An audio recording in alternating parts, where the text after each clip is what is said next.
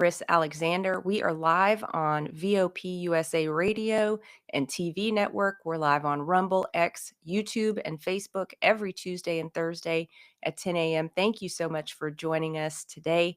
And today we are going to be digging into the very hot topic of geoengineering.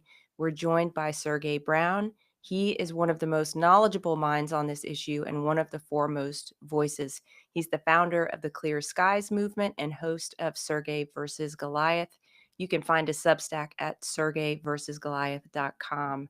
Before we get into this hot topic, let me read the scripture of the day. It's Ephesians chapter 4, verses 23 through 25. And it says, "Now it's time to be made new by every revelation that's been given to you, and to be transformed as you embrace the glorious Christ within as your new life and live in union with Him. For God has recreated you all over again in His perfect righteousness, and you now belong to Him in the realm of true holiness. So discard every form of dishonesty and lying so that you will be known as one who always speaks the truth, for we all belong to one another."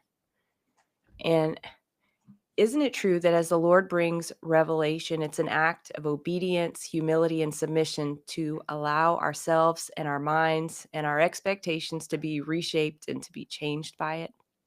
It may cause us to speak differently or view situations and people differently. If we are one with Christ and yielded to Him, then we should be like clay in the hands of an expert potter.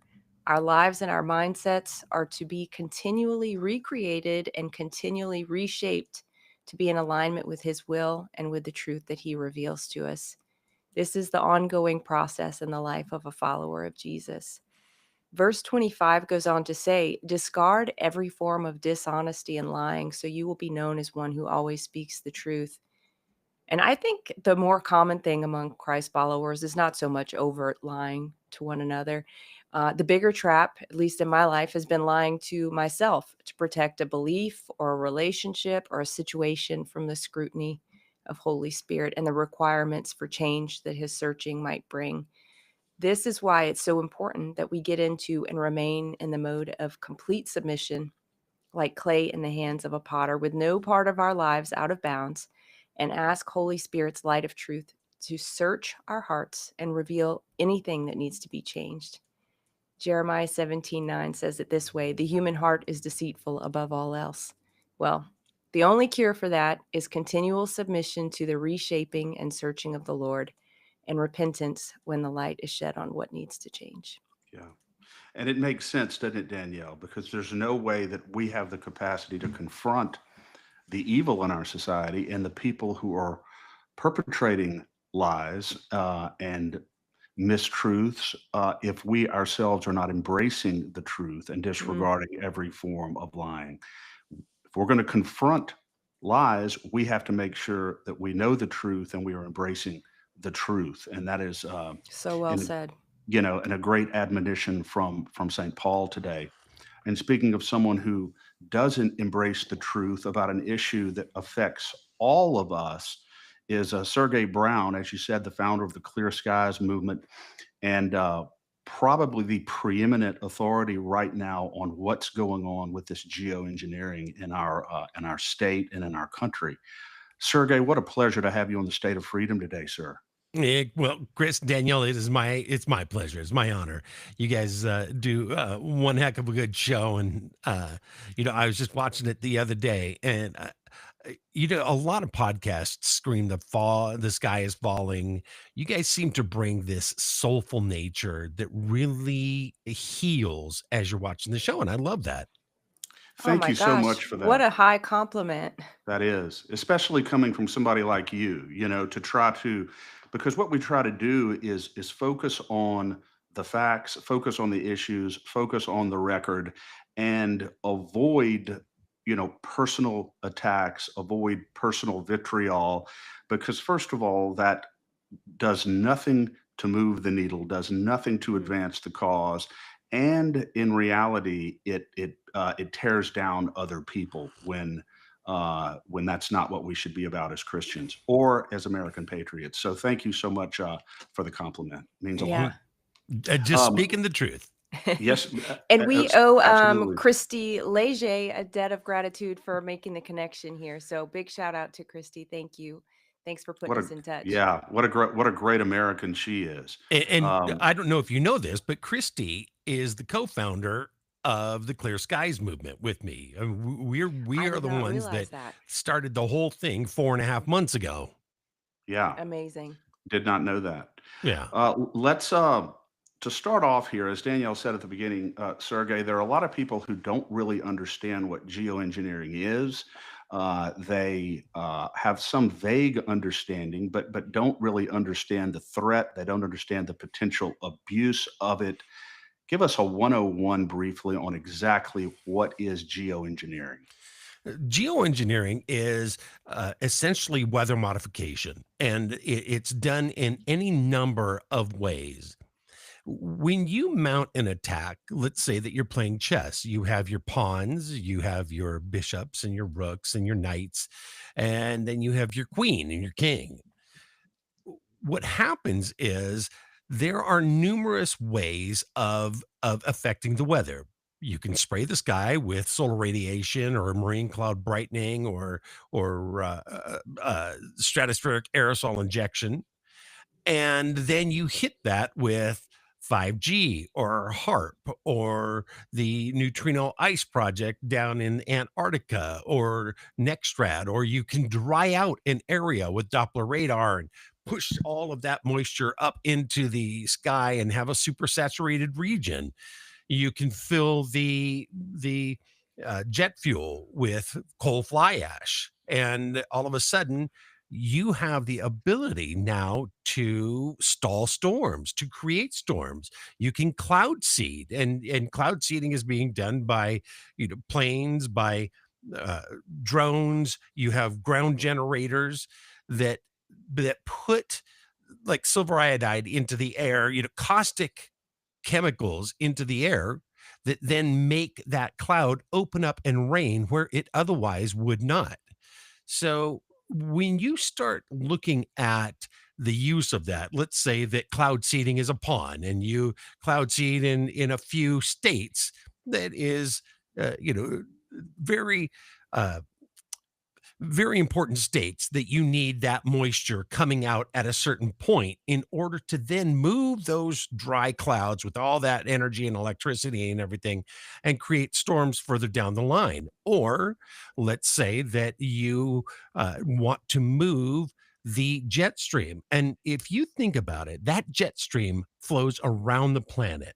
And now we can use vibration. Have you ever watched somebody hook up a a tone to a water hose and the water's going straight and they turn on that sound and all of a sudden you see the water moving and staying in that pattern? Well, that is what we're doing with the weather. We can move our jet stream down, and then we can affect how much moisture when the moisture's up. We can move storms in and out of it. We can raise and lower the ionosphere with a billion watts of HARP radiation. And what that does is it's playing God with the weather. We here at the Clear Skies movement, we don't like that. We'd like a little transparency to know, first of all, what is the end game? And second of all, how does it affect the individual? Because that radiation that is the vibration, right? That radiation doesn't just affect the clouds. The human body is made up of Right. a phenomenal amount of water, and then we're breathing in these particles that are being sprayed constantly. We have the obvious damage done by the storms like in Texas, the storm that's right now raining on Louisiana, and it's going Yeah. to be coming more.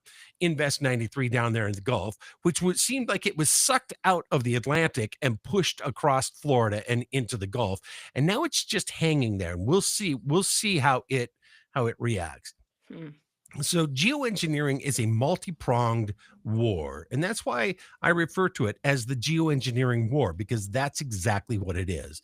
and we're being sprayed with things like aluminum, barium, strontium, graphene oxide, the Sulfur oxide. exactly, silver dioxide, Yeah. silver iodide rather. These are caustic chemicals, and we're showing huge amounts of aluminum, barium, cadmium in our soil that should not be there. The only way that you get that is you dig deep into the earth, you mine that stuff with your, coming in the form of coal or coming out in oil. And as you refine oil, you get fly ash. Any kind of industry will create a fly ash, and it's micronized and it's highly toxic. Now it passes the blood-brain barrier. It passes the placental wall. And so babies are now being born being affected by this. And when that happens, and now we have the issue of radar frequency, all of a sudden you can create ringing in the ears, you can create dementia, you can create cancer, you can create all sorts of very bad things that go on in the human body. And then of course you get to start destroying crops. You ruin water supplies. I mean, look what they did with fluoride. For the better Yeah. part of 60 years, they put fluoride, which if it falls off a truck, which it has, and hits the pavement and comes open, they run. It is so highly toxic and corrosive.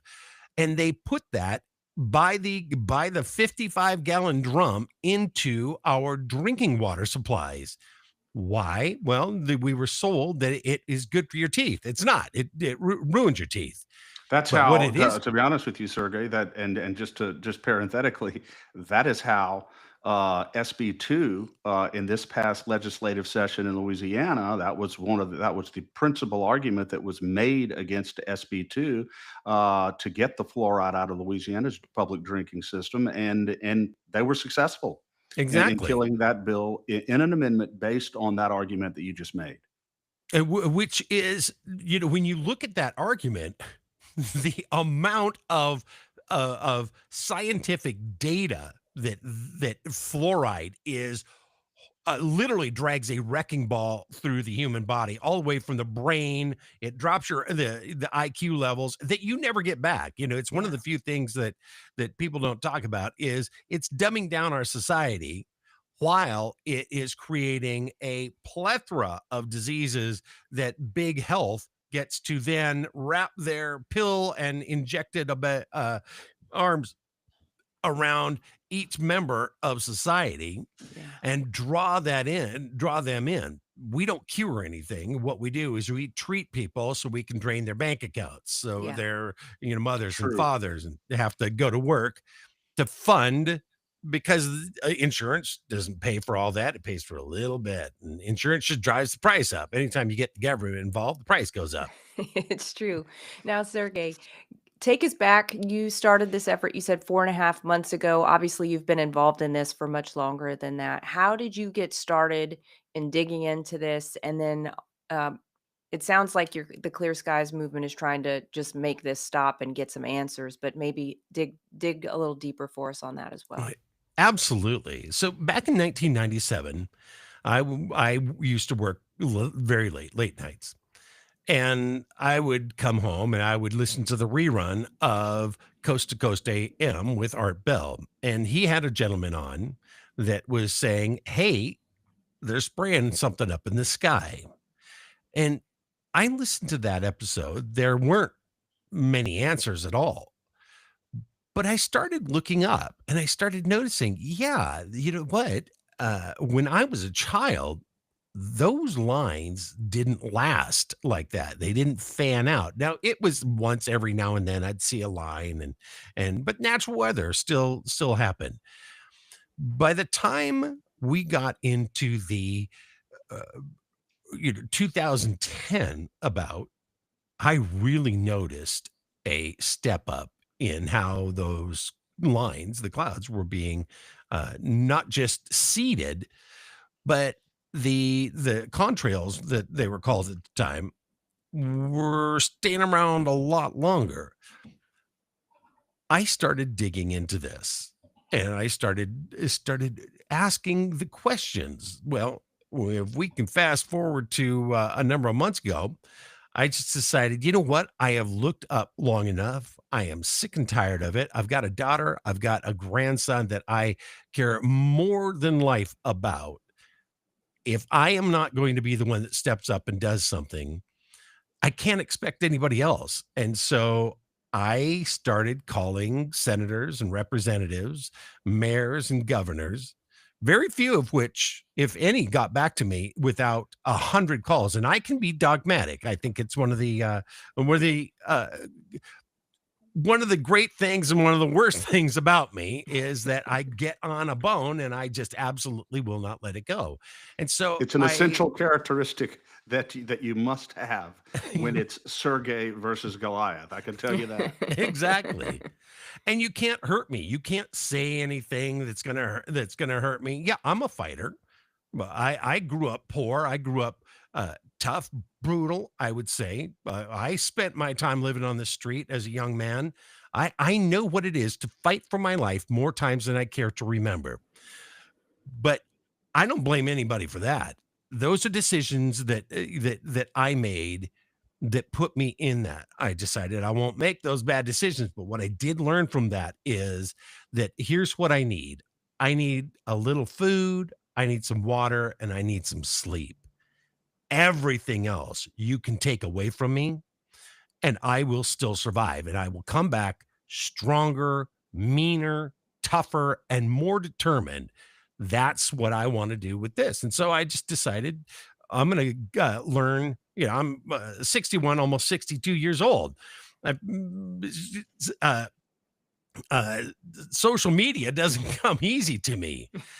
But I went on X, Twitter at the time, or I guess it was X by that time, and I met Christy. Just she responded to one of my posts and we started talking, and she really helped open up my ability to reach. And then I just said, well, I think I'm going to start a movement and I'm going to start a community.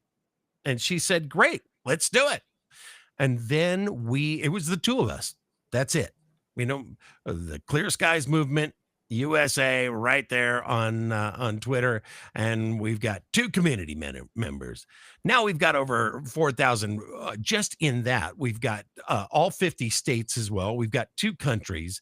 We reach almost 1 million people a week with our message, and we are like I do a nightly show. Friday, I've got Senator Doug Mastriano on my show. He's been on my Sergey Great. versus Goliath show. Friday, he's going to be on the TCSM nightly live show. We are involved in policy making. We have helped get SB 56, and really, it was Allie down in Florida, or, you know, her group down there. They helped get that bill written, got it supported, and got it passed. Now we need enforcement on that. But that was essentially, without taking up the whole show to say, this is where it came from. Yeah. But that essentially is how it started. I just decided, if not me, then who? If not now, then when? And Yeah. I tell you, I wake up with that ringing in my head. And every day I work 18 hours a day, 7 days a week. I've never worked so hard in my life on something, and I could not be happier. Yeah. And Sergey, if you read the people who've really done the research on it, like you, like Nicole Shanahan, who is very knowledgeable on the issue, Mhm. Christy Leger, there's little or no question at this point that this is occurring. What you've described is occurring. There's no question about it. And the potential effects of it, both on the environment and on human health, are catastrophic. But let me ask you this. Is there if there is real transparency in this, and this is vigorously regulated, this activity, is there a public utility for this? And I'll give you an example. Operation Popeye, I believe, in Vietnam, Right. we were able to increase rainfall, extend the monsoon season, and disrupt the Vietnamese supply lines, which probably saved American lives and helped us in that effort. Um, so the question is there a potential good use for this technology, notwithstanding the extraordinary propensity for and possibility for abuse? I am sure that any kind of technology is has the capability of being used for good. Here's the problem. How much good do you need? Because we can make it rain on a commercial farm, on a farm that is run by the government or owned by some bazillionaire. That is fantastic. But we've lost 1,400,000 farms in the last decade. Uh, those are small farms. Those are your farm to table farms. Those are the eat within 100 miles, and Yeah. it still has nutrition in it. Commercial farms, they pull that product up and then they send it to a warehouse to get covered in appeal Bill Gates stuff. It gets shipped off to a holding facility for a year. All the nutrients is gone by the time it comes back out on the market. So yeah, I can see how there are some good things to being able to control the weather. The problem is that their dynamite used to be used for mining. And then they thought, you know what? If we throw a stick of this dynamite over to some people we don't like, we can take care of them. And then they thought, well, hold on. If we bundle a whole bunch of that dynamite up and throw it, and then it was like, oh my God, if we make a bomb, if we put a lot of shrapnel and stuff, well, we can take care of a whole bunch of them. And then there's somebody else we don't like, and we can make a bigger bomb, and now we can put it on a plane, and now we can use a nuclear weapon, and now we can just obliterate entire cities. It all starts with that. Yeah, it was a good idea to use dynamite to get some rocks out of the ground that we could use. The problem is not the technology. The problem is who has their finger on the button, who holds the keys to that technology. And whenever you allow the government to partner with private companies and it becomes the good old boys club or the good old girls club, what happens is immediately you want to take over. You want to use that as a weaponized system. And the government never ever makes a single purpose system. Nextrad, Doppler, HARP, Yeah. yes, they all can do some wonderful things. 9/10 of what they do is controlling the weather for nefarious purposes. And what is the nefarious purpose? Well, it looks like it is depopulation. It looks like, right now you can go onto the Chicago Exchange and you can invest in the weather. And what I mean by that is, let's say that you have an extra $100 million laying around and you want to turn that into a billion. Well, you go to the stock exchange and you say, I think the weather in Texas is going to be awfully rainy during this drought. Of course, I mean, that's going to be huge odds. Nobody's going to take that bet. But somebody puts the money down, and what do you know? All of a sudden, you have a storm that stalls. They open without telling anybody in the middle of the night. That's their excuse. Well, it was late. So we couldn't really get the word out. We're sorry. We killed a whole bunch of people. All of a sudden, that storm stalls and it really elongated. It looked like it was being, stopped Pushed. on one side. And it sat there and flooded and flooded and flooded and flooded. You've got cloud seeding, you got the gates opening up at the dam, and you've got a storm that's stalling, and you have somebody that now has 100 to 1 odds on a bet that they placed. And I'm using casino terms, but essentially Yeah. that's what it is, right? If you're betting on the impossible, of course you're going to get great odds because they want that money to come in. Yeah. But all of a sudden, when you realize that that is Peter Thiel or Bill Gates or George Soros or any of the usual suspects that put that bet down, and they're the ones that have their finger on the trigger, suddenly it becomes nefarious. Yeah. Yeah. Yeah. Well, Sergey, what's it going to take to get this properly regulated? Because I've seen so many conflicting positions. Some people, I saw Ann Vandersteel, for instance, say this needs to be regulated by the states because this is a state by state issue. Some others who are more focused on the aviation industry have said, well, this is federal airspace, so you have to manage this at a federal level because of that. Louisiana recently passed a law this session, banning geoengineering and weather modification up above a certain level. Chris, you may remember the feet off the ground, maybe. 1,000. Yeah. Yeah.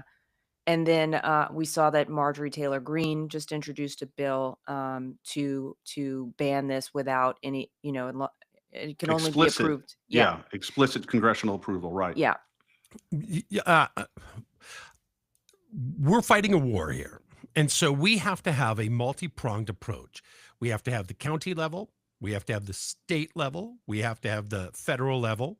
We have to have the support of the people. We've grown the Clear Skies movement from me and then me and Christy to reaching almost 1 million people a week. We have strategic partnerships with people like Stand for Health Freedom and Global Wellness Forum. We work with Ann Vandersteel. Uh, it's by connecting and developing these partnerships and then getting the message out and building our state chapters that we are getting more and more power. What we need is 10 million, 15 million voices that stand up and say, we're not going to allow this. And so we need to have moratoriums passed at the county level. That's probably the quickest way to stop something like cloud seeding. You mentioned above 1,000, 1,200 feet. Some states are 1,500 feet. That the federal government with the FAA has the right to regulate traffic in that airspace. The thing that they don't have the right to do is to poison and murder people. Yeah. That is probably a no-no. You're not allowed to do that. Well, and Right. that gets us, Sergey, to the issue of informed consent. Right. And I think it's just foundational in a free society that people have a right to either refuse or accept being poisoned or being exposed to harmful materials in their food, in Mhm. their body. And obviously, there is no discussion among people who are pushing this technology about informed consent at all. And that is, to me, perhaps the most critical issue of all. I'm part of the Maha Action Council, and that's one of the things that we talk about is consent. My question is this. At this point, we don't have informed consent. So at this point, are we actually free? The Clear Skies movement, we drive this message home. Either we are free and we fight for that every single day, or we're not. The I think that we need to start understanding that freedom has a dramatic cost to it. If you are too lazy to be free, Hmm. well, then you're gonna have to find another country and not worry about it. So all of a sudden, we ask the question: are we free? Do we have informed consent? If the answer is no, then you need to wake up every single morning and charge out and start holding our politicians and representatives accountable. We need to make sure that those who do our bidding, because we're still a representative republic, those that do our bidding are doing what the masses want. That way, we start gaining informed consent. We do that by FOIA requests, Freedom of Information Act requests. Which We they're stalling on, and which they absolutely, don't respond to in a way yep. that is transparent, and basically which they lie about and withhold documents on the FOIA requests, Sergey. Well, Chris, you're exactly right. And so what we do is we make more noise and then we start voting people out of office and putting the people that will do the work, do the hard work into office. And this is what I say: get involved, run for office, run for, for a lead position in the Republican Party or the Democrat Party or the American Party, whatever party you align with. Just carry that freedom with you. It doesn't matter who you think is going to be the leader of that party. What matters is the individual has a phenomenal amount of power. We are cleaning up the Yeah. vote. I think that we are going to see much truer representation throughout the United States by not having mail-in voting, by not having, drop boxes that people can just walk up and put 1,000 votes in. That we have got to make sure that our vote counts. We can put 100%. pressure. Yeah, we can put pressure on Big issue of ours. Yeah. our leaders. Yeah, exactly. We can put pressure on our leaders by primarying them. And then if your state has the initiative process, quit watching TV, put your phone down, and start writing an initiative. Find out what the words are. And then our government, their job is to listen to us, but they will not listen to us unless we scream very loud. Yeah. Yes, So, and I want to pick up on a couple of things.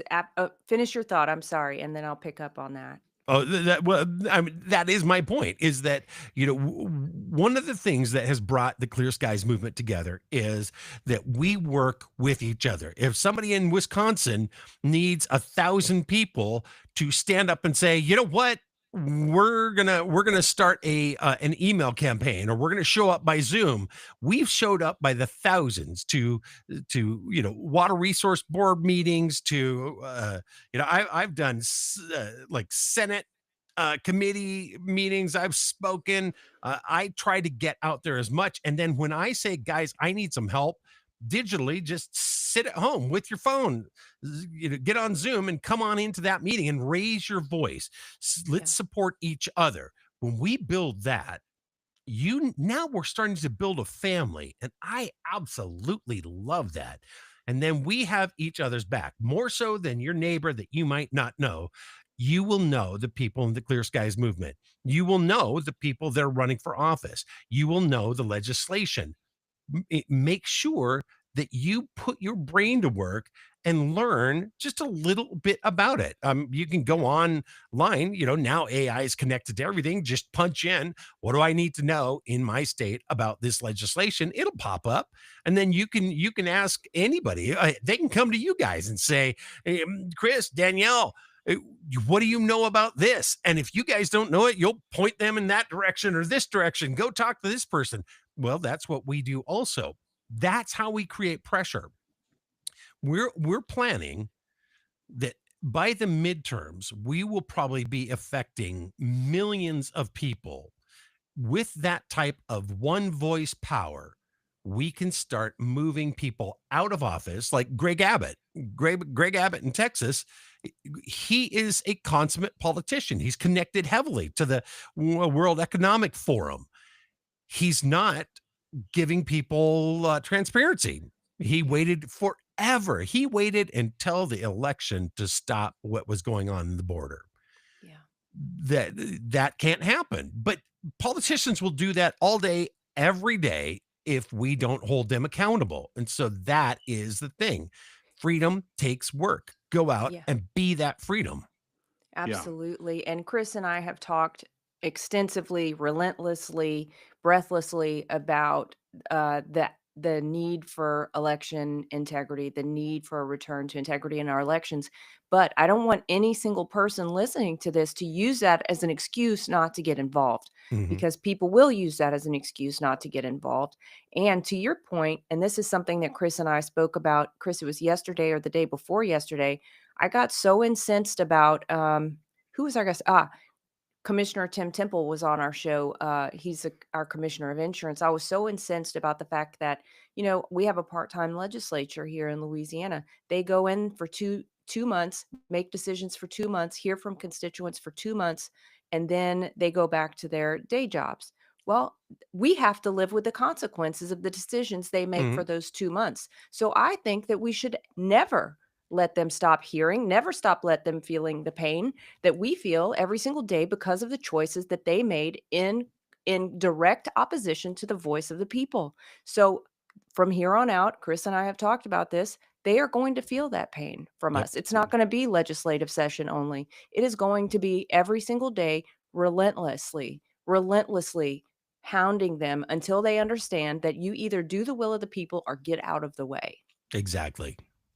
Yeah, and Sergey, that is exactly right what Daniel just said, and that's exactly why the purpose of our organization, Louisiana Citizen Advocacy Group, is to make sure that voters never forget how certain representatives have voted on issues that are of critical importance to their health and to their welfare. Today, we're talking about this geoengineering, but there are other fundamental issues that are critically important. And our goal is to make sure that voters in these districts are aware of how their representatives and their senators are voting and that Mhm. they know the names very, very well. And that is a hugely important part of what we do with LeCAG. Uh, let me ask you this, though, specifically about the geoengineering, because I want to make this personal for people. What are the effects of broad scale geoengineering on physical health and the linkage between this and our physical well-being? Well, we can start with the most obvious, and that is respiratory diseases, right? You've got asthma, COPD, lung cancer, pulmonary fibrosis. It then leads to cardiovascular problems, heart attacks, strokes, inflammation of blood vessels, and elevated blood pressure, arrhythmias, and uh, all sorts of blood and heart issues. Then you've got your cognitive effects. You've got the neurotoxicity. You've got cognitive decline. You've got behavioral disorders, uh, loss of IQ.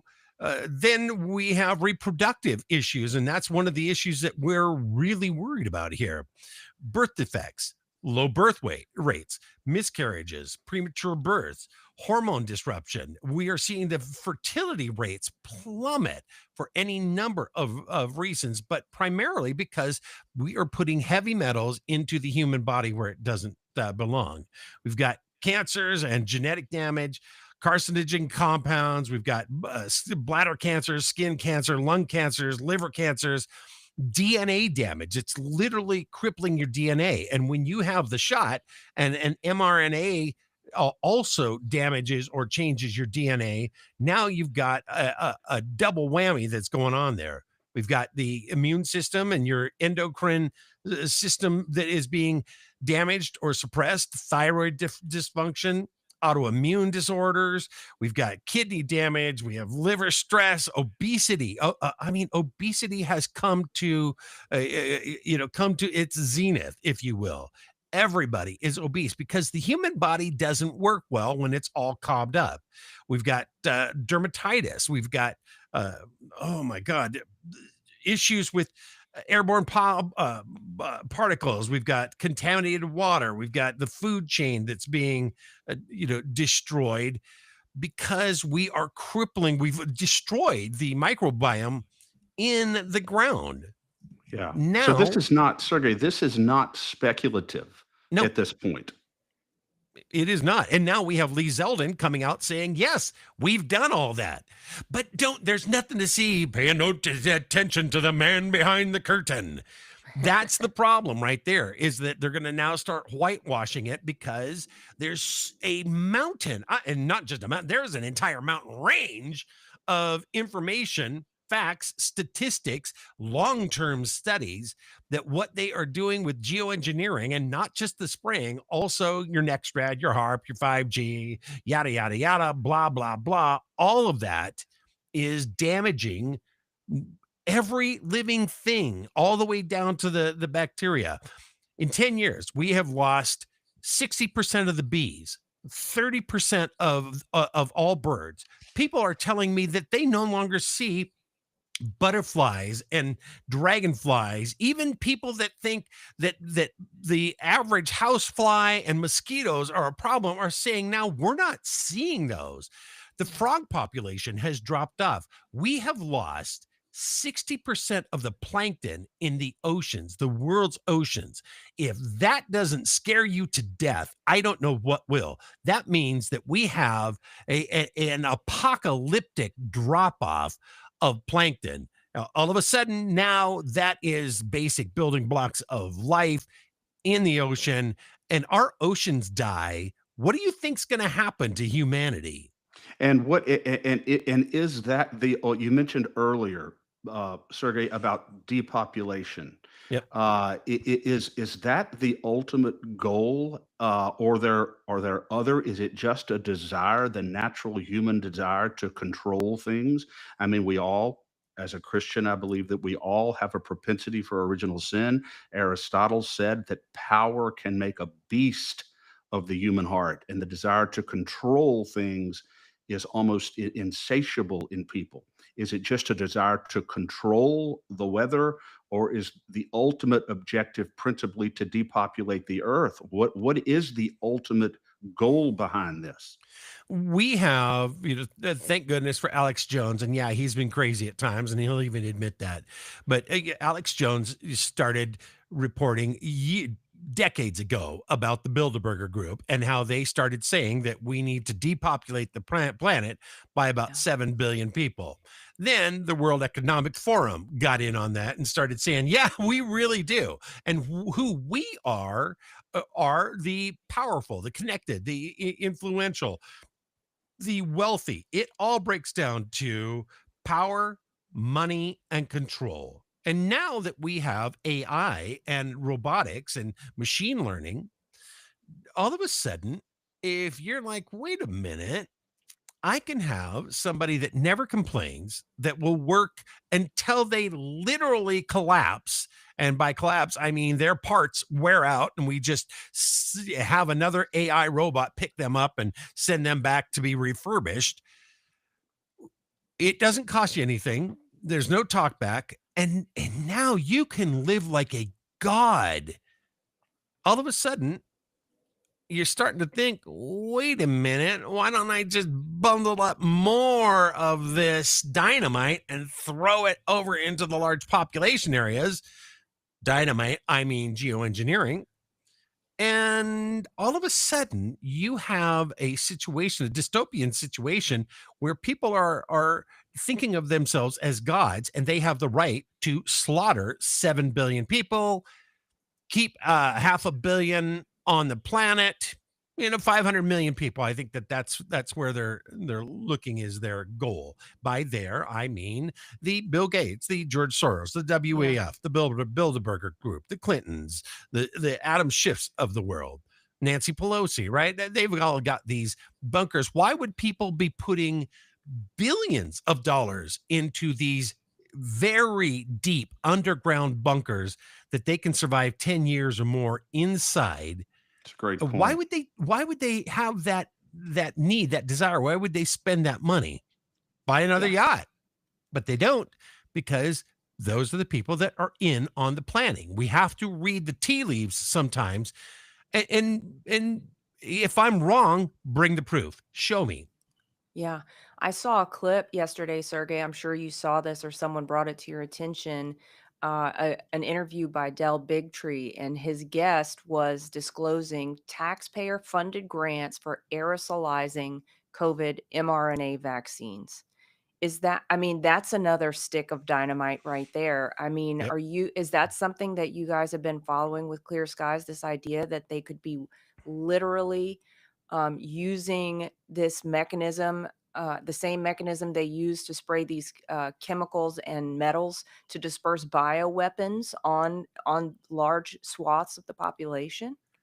In 2009, in 2012, rather, the Obama administration flew over the Middle East and sprayed the MERS virus. And then they drove a campaign. The MERS virus had, it was very much like the coronavirus, maybe a little too much like it. Then they drove a propaganda campaign to scare people into going in and getting a vaccine that ended up killing a lot of people within minutes, days, or weeks. But the people that it didn't, it was called, affectionately, the fun vax. They didn't call it that publicly, but it was known as the Fundavax, the fundamental vaccination. And what it did is it took the VMAT2 gene, the God gene, and it destroyed it for all practical purposes. What that does is, and I'm getting around to your answer, but I Yeah. want you to know the history of this. What that did is it took the radicalization out of a population. Now, some people are radical about soccer. I am radical about college football. Some people are radical about golf or about fishing or radical about their, car racing or whatever. That gene doesn't make the difference. It doesn't know that you are not supposed to be radical about religion, which is that's what they were trying to do. It knows that it needs to just kill that gene with the Wow. vaccine.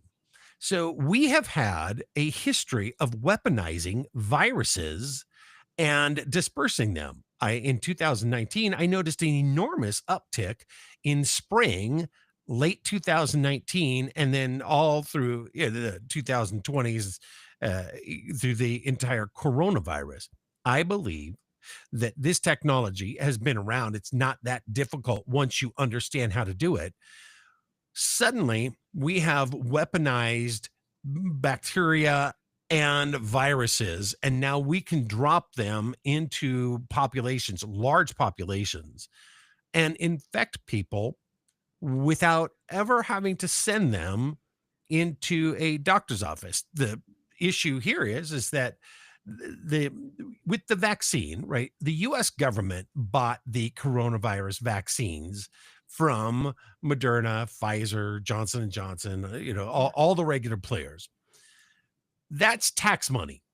And then that right now they're saying that the real world numbers are probably 17 million people or more have been killed by the coronavirus vaccines. That doesn't include the damage that the virus itself did. A weaponized Right. virus that we now know is gain of function. Was that sprayed on us in early 2019? How did the virus travel like that? They Right. blame air travel, but that doesn't infect enough of a population. We know that those planes have filtered air because the airlines don't want people getting sick on their planes. That will kill their Right. business. So were we fed an aerosolized virus just like they did in 2012 with the MERS Middle East respiratory virus? How did that happen? Who was involved? Well, Bill Gates was involved, of course. He's one of the ones that now has gotten, I mean, just neck deep in viruses. His philanthropy is more like population Murder. control. When you Yeah. look at what has happened with his malaria vaccines, that I mean that has destroyed populations. Yeah. Yeah. And do Sergey, you is it one is it the one quick goal? I'm question, sorry, sorry, go ahead, Chris. Danielle. I'm No, you go sorry. ahead. Is there any reason to believe that there are other adversarial governments that might be involved in this as well? You think back to what President Trump said, that this was when he was talking about COVID, he talked about it as the biggest attack on American soil in history, bigger than World War II. Do you think that maybe the Chinese did this to us, or maybe that our own government did this to us? I think that the Chinese were part and parcel to it, but really it was an American operation to steal the election, and it worked. Yeah. And not only steal election, it did a number of things. We have to remember that operations like this, they don't have singular outcomes. So there's not one goal. What they want to do is they want to accomplish as many of their goals as possible with what they're doing. And so we now have adequate knowledge and scientific study that the coronavirus vaccine in particular is destroying fertility. It is also creating massive amounts of death. It's depopulating the planet as we speak, and they're still pushing this virus. And President Trump and his administration are allowing that. RFK just just added another mRNA vaccine, which we know damages or changes human DNA. Added that to the childhood vaccine schedule. So yeah, is China involved? Of course, China's involved because it's a corrupt nation. Is it any more corrupt than America? No, it's not. What we do is we finance labs in the Ukraine, in China, Yeah. in Germany, in Brazil, in Puerto Rico, right? All of these countries, we have to start asking the hard question, the very, very hard question. Are they all working against we the people? That is the question. I'm 90% there on the yes, but I don't believe that our government is altruistic. I don't believe that they're doing anything for the good of the nation. I think they're doing Yeah. everything for the good of the people that back them, the big families that control the planet. And I think that people are suffering those effects. Yeah, and the trust for the government right now, and I can't speak for China or other countries, but I can tell you that the trust by the American people for the U.S. government at this point is probably at an historic low. Mhm. We don't trust anything they say. We don't trust anything they do. And it's going to take a long time to repair that breach of trust. There's no question. I mean, I'm inherently skeptical of everything that the government does and says. Is it your position, Sergey, in the position of the Clear Skies movement, that this activity that we've been talking about here should be categorically banned entirely because um, because of the nature of the power structure right now and the corrupt forces in our government? It really is impossible to manage it and regulate it in a way that allows its use only for purposes of public good, some of which we talked about earlier in the show. Absolutely. When you see storms that are being purposely stalled or purposely created, well, here 3 weeks ago or so, it was snowing up in the panhandle of Idaho, where I live in Idaho. It was snowing in the panhandle of Idaho, freezing temperatures. At the same time, in Texas and throughout the South, they were having a heat wave. And now Yeah. we've had an extended heat wave in much of the West. Here in Boise, it's been 101, 102, 103 degrees. The place is dry as a bone. The fires are starting here. Now we have floods all through the South. Uh, uh, at what point do we stack the bodies high enough to say it needs to stop, and it needs to stop completely? There are no, I don't care about your commercial farms. Steve Jarvis, a regenerative farmer up here in the panhandle of Idaho, has a plan for a million, four 40-acre farms, right?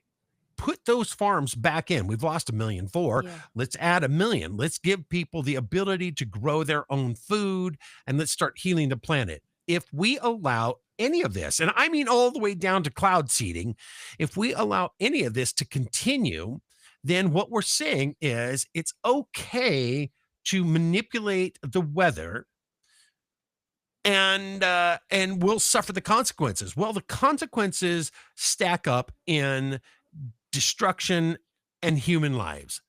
Yeah. So how many people out there are willing to pay that cost just so commercial farms or can get Yeah, more water, just so big yeah, power can drive their drive, just so you can trade on the exchange, the commodities exchange.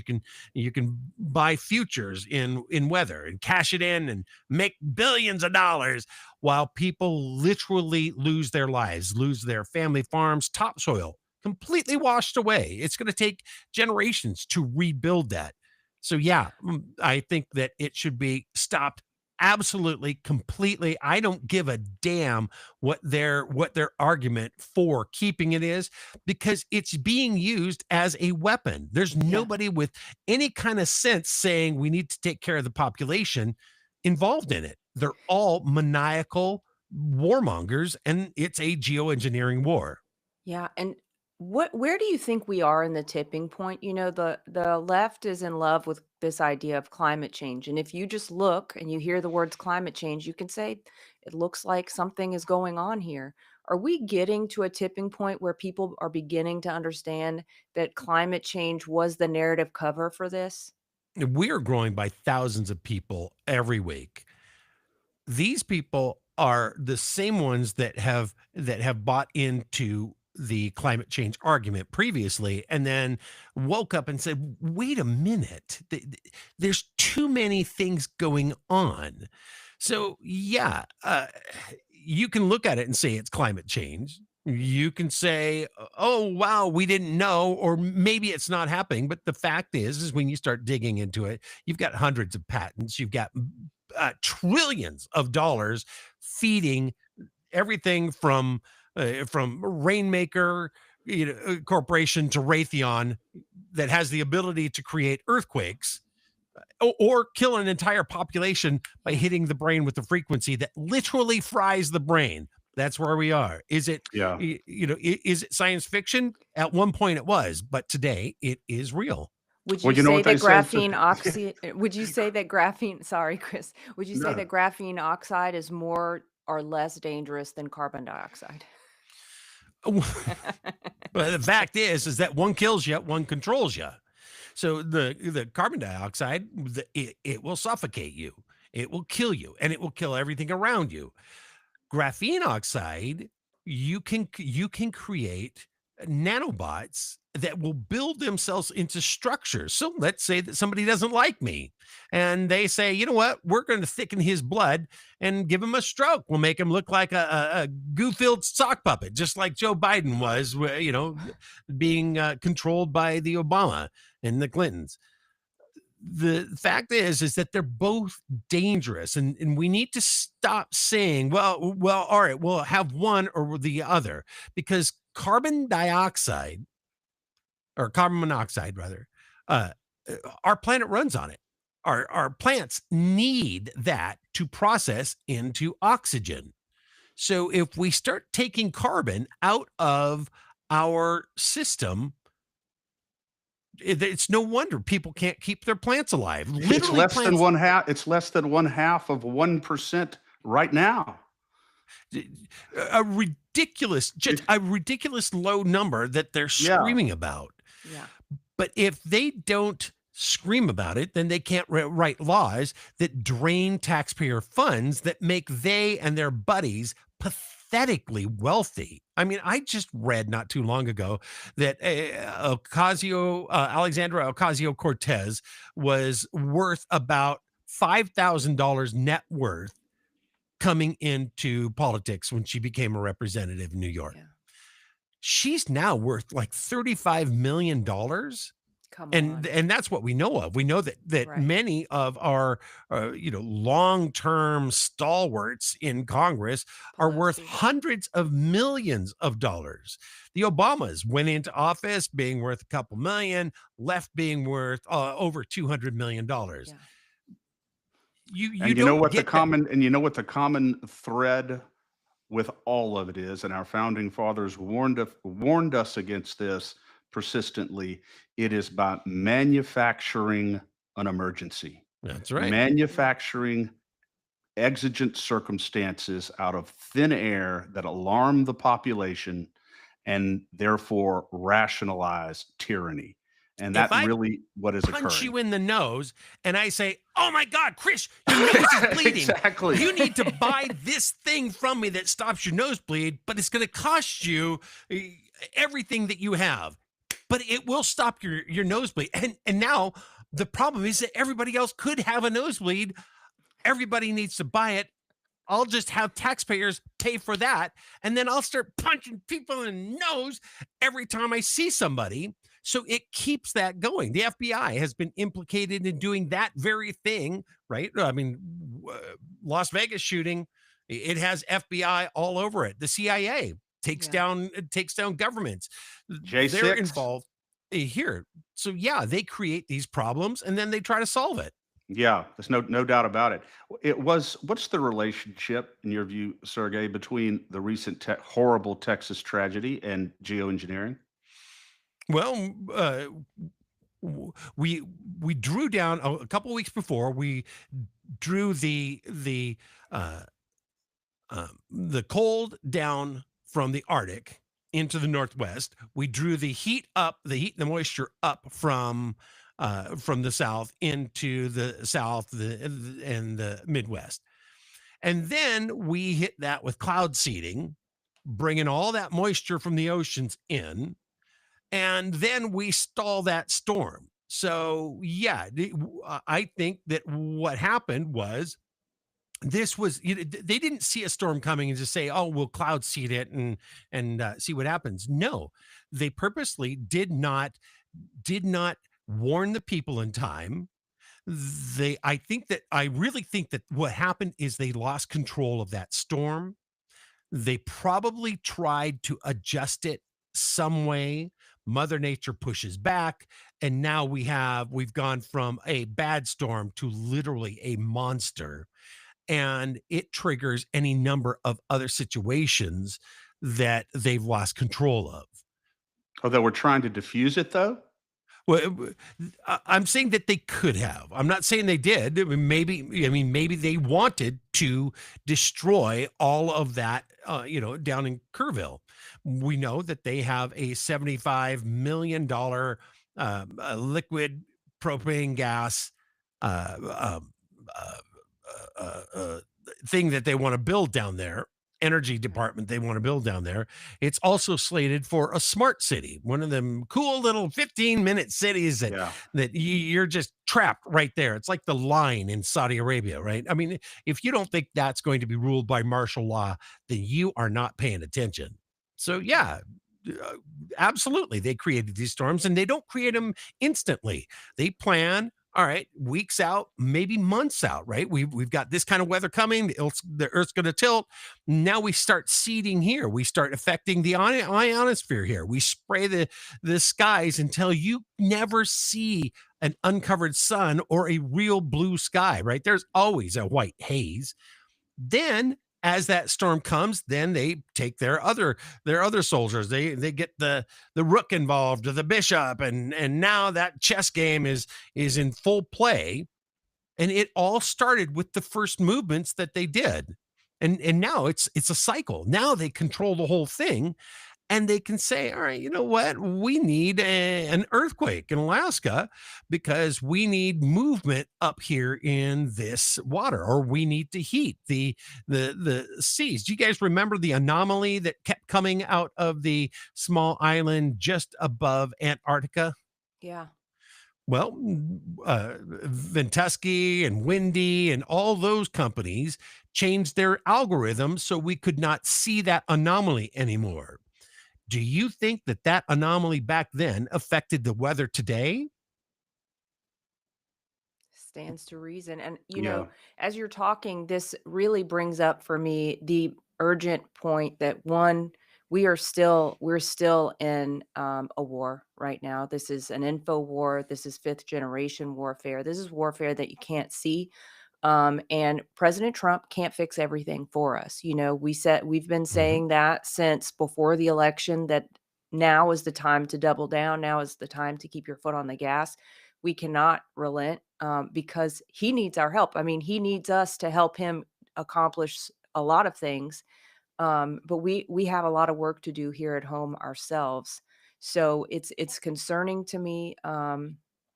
That a lot of this stuff hasn't been remedied with RFK Jr. in there. Obviously, with President Trump, I do believe they are, fully aware of this, but you can only fight a war on so many fronts at one time. So we have to also give room for that and say that there's not a switch.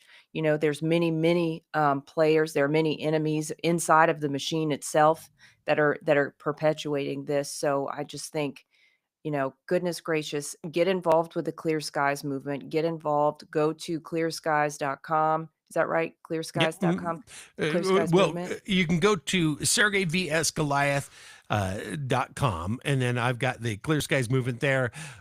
We are working on getting the clearskiesmovement.org up and running, but it takes time, and I am not the best website developer. Well, But you can find us on X. Just go yeah. find, the Clear Skies Movement USA on X, or go type in TCSM and the name of your state and join that community. Yeah, and Sergey, would you close us out on a bright note? What's keeping you optimistic? What are some positive things that are happening? We need to tone this up. Well, I mean, really, when we look at it, 4.5 months ago, when I started this, there were a couple of states that were interested. Monty Fritz in Tennessee had put his legislation forward. It was passed, but there wasn't a lot of movement. Now we've got a sitting Congresswoman, Marjorie Taylor Greene, with her HR 4403 coming through. So it is a subject that many in politics are saying is as important as the border was and as taxes are. Eh, Stopping geoengineering, it's something that people now understand. Now we had the EPA, Lee Zeldin, come out and say, yes, we have been doing it for 60 years. I mean, it fills me with joy. Now what we need to do is build our numbers. And we're not just building our numbers. The Clear Sky Movement is all about hope, working together, optimism, and thinking our way around a situation that otherwise people would say, it's not so good." It's Yeah. fantastic. Oh my goodness. We've accomplished so much in just 4 months. Can you imagine what it's going to be like next year? We will have millions of people speaking with one voice. And it doesn't matter if you're straight, if you're gay, if you have pink hair. It doesn't matter if you uh, are a Christian or are Muslim or are Jewish. What matters is that you've come together with like-minded people saying we are human beings and we deserve freedom. And Yeah. that is what's so powerful about what is going on today. And I Yeah. and it drives me. I absolutely love it. And if there was ever an issue, Sergey, that should cement union and galvanize people from every ideological perspective into unified resistance, this is the issue. There's no Mhm. question about it. Because this type of sinister activity does not discriminate against whether you're a conservative, whether you're a liberal, whether you're a progressive, whether you're black or white. It affects all of us equally and in a very harmful way. No question about that. Just wanted to say one thing about Marjorie Taylor Greene's bill. Uh, that bill will categorically ban, I believe, all geoengineering activities that are not explicitly approved by Congress. And so that is certainly a start and a step in the right direction.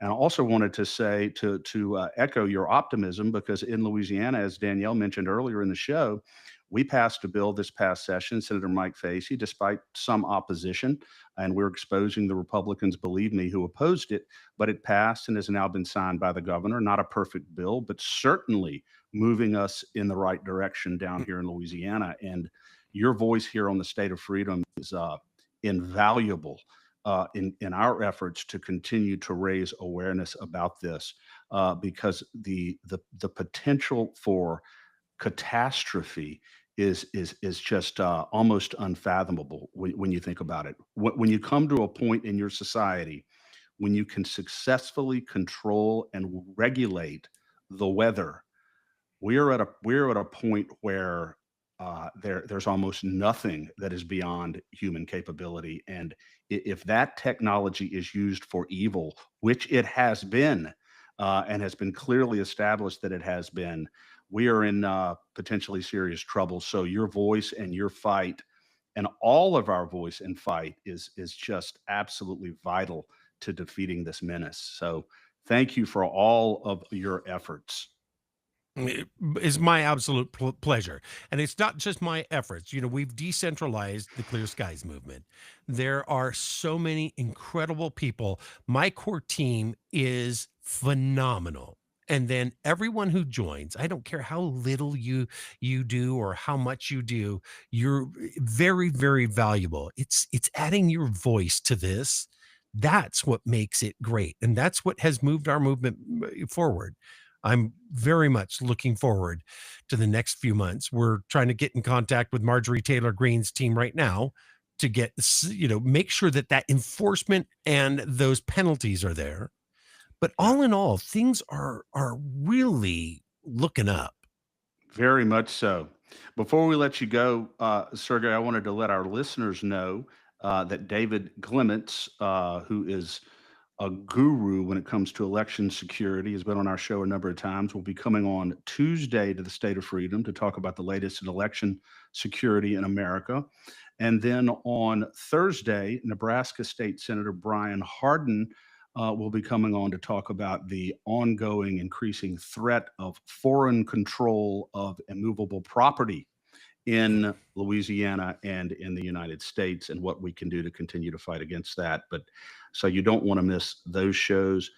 Sergey, once again, God bless you, sir. We look forward to working with you going forward, and certainly you're in our thoughts and prayers as we move ahead. I look forward to it. It has been a pleasure. Thank you so much. God bless you, sir. It's been our pleasure too. Thank you. Bye, guys.